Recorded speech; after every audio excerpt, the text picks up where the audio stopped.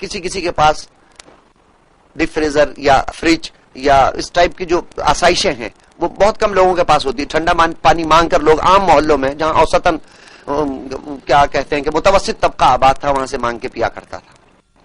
لیکن اب کم از کم motor cycle تو سب کے پاس ہے, 4 ویلر گاڑیاں عام ہو گئی ہیں, ٹیلی ویژن بلیک اینڈ وائٹ نہیں کلر ہیں, 14 انچ کا تو بہت کم لوگوں کے پاس ہوگا, 21 انچ یا اب اس سے بھی آگے بڑھ کر بات پلازما ٹی وی اور LCD وغیرہ, جتنے مطلب آسائشوں کے حوالے سے. اور مال کی ہوس بڑھتی چلی جا رہی ہے, اور زیادہ چاہیے, ڈو مور, جیسے امریکہ کہتا ہے نا ڈو مور, اور کرو اور کرو. تو اس طرح آدمی کا دل کہتا ہے کہ پیسوں کے لیے محنت اور کرو اور کرو. اور لوگ دوسروں کے ساتھ پہلے احسار کیا کرتے تھے, پیسے خرچ کیا کرتے تھے. آج کی بات نہیں, برسوں پہلے کی بات ہے کہ لوگ زکات لے کر نکلتے تھے کہ ہے کوئی لینے والا, تو زکات لینے والا نہیں ملتا تھا. ابھی تو زکات اور عشر کے چیئرمین ماشاءاللہ سے وہ زکات کہیں اور جانے نہیں دیتے, وہ سمجھتے ہیں سب سے بڑے مستحق ہم. تو اب جب یہ صنعتی زمانہ آیا, اس میں کپڑا بھی بن رہا ہے, اس کپڑے کی فنیشنگ بھی ہو رہی ہے, کپڑا دھونے کی انڈسٹری الگ ہے, رنگنے کی انڈسٹری الگ ہے, بنانے کی الگ ہے, اس میں جو بٹن لگیں گے, اس کی جو سلائی ہوگی, مطلب ایک ایک چیز پر کام ہو رہا ہے. تو پیسے کمانے کے تو ذرائع بہت ہیں. اب ہم صبح اٹھتے ہیں, ہماری ڈیوٹی ہے کہ مثال کے طور پہ ایک آفس ورک ہے کسی کے پاس, سروس خدمات انجام دیتا ہے وہ آفس میں جا کر, لیکن اس کے بعد جو ٹائم بچتا ہے وہ سوچتا ہے کہ اس ٹائم کے اندر میں کوئی اور چھوٹی جاب کر لوں. کیوں؟ پیسے کمانے کے لیے.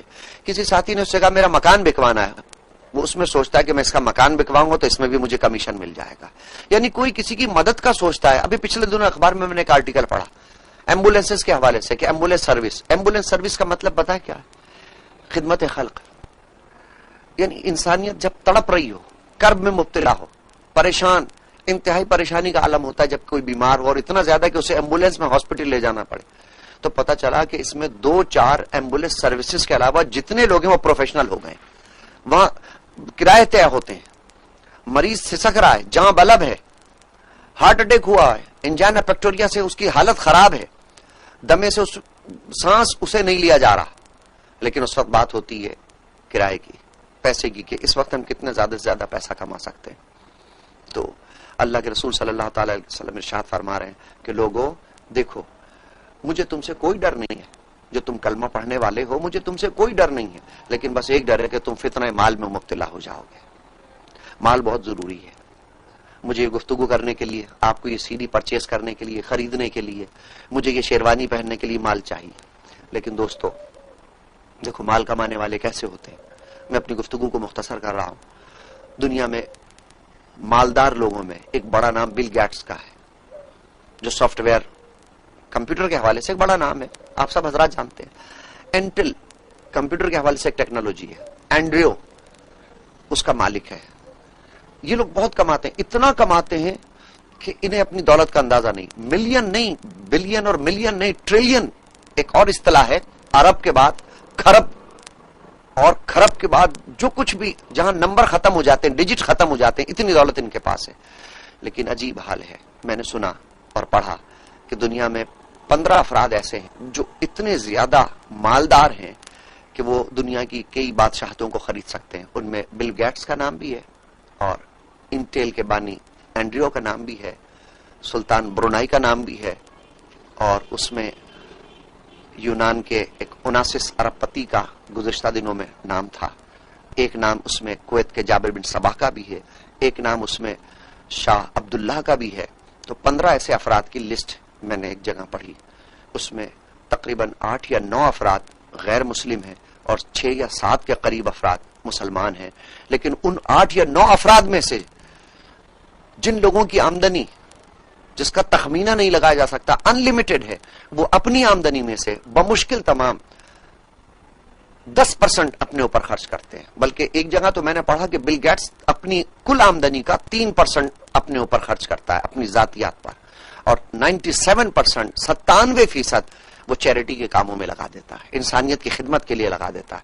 اور انسانیت کے حوالے سے پتہ ہے آپ کو, عدد و شمار کے حوالے سے, کہ دنیا میں سب سے زیادہ پریشان حال کون سی قوم ہے؟ وہ مسلمان قوم ہے. یعنی ان غیر مسلموں کا پیسہ مسلمانوں کی بھلائی کے لیے استعمال ہو رہا ہے.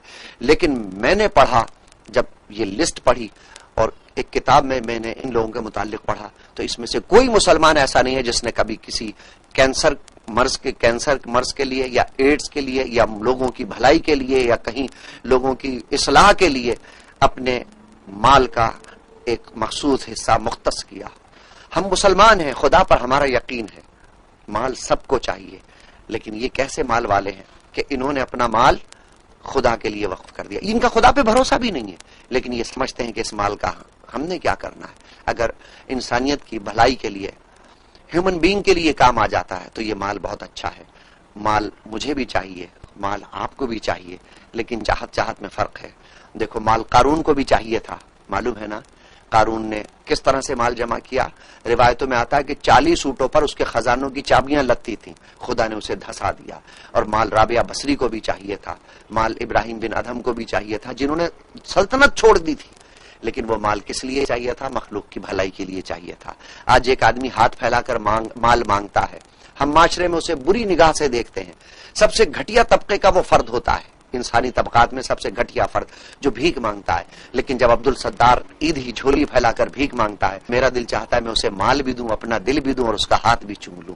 بس آپ حضرات سے اس گفتگو کے حوالے سے یہی کہنا ہے کہ دوستو مال تو کمانا ہے, لیکن یہ مال اللہ کی راہ میں خرچ کرنا ہے, انسانیت کے لیے خرچ کرنا ہے, جمع کر کے نہیں رکھنا. اگر ہمارا خدا پہ بھروسہ ہے کہ خدا رب العالمین ہے, الحمدللہ رب العالمین ہم کہتے ہیں نا, پالنے والا جہانوں کا ہے, تو وہ ہمارے بچوں کو بھی پالے گا, ہمیں بھی پالے گا, اس سماج کو بھی پالے گا, اس کائنات کو بھی پالے گا. اور میں سمجھتا ہوں خدا بھی انسانیت سے مایوس نہیں ہوا. جب تک عبد الستار عیدی جیسے لوگ موجود ہیں, جب تک رمضان چھیپا جیسے لوگ موجود ہیں, جب تک چیریٹی کے حوالے سے, صدقے کے حوالے سے بل گیٹس جیسے لوگ موجود ہیں, اینڈریو جیسے لوگ موجود ہیں, یہ مسلمان نہیں ہیں لیکن مخلوق کی خدمت اور بھلائی کی بات کر رہے ہیں. جب تک میں سمجھتا ہوں کہ خدا انسانیت سے مایوس نہیں ہے. کسی نے کہا کہ خدا پہاڑوں پر ملتا ہے, کسی نے کہا خدا سجدوں میں ملتا ہے, لیکن مجھے بات یاد آئی لوئس آئی نیومین کی کہ وہ کہتا ہے I sought to hear the voice of God. میں نے چاہا میں خدا کی آواز سنوں, یعنی خدا کا قرب حاصل کروں. And climb top most steeple, اور میں بہت اونچے مینار پر چڑھ گیا.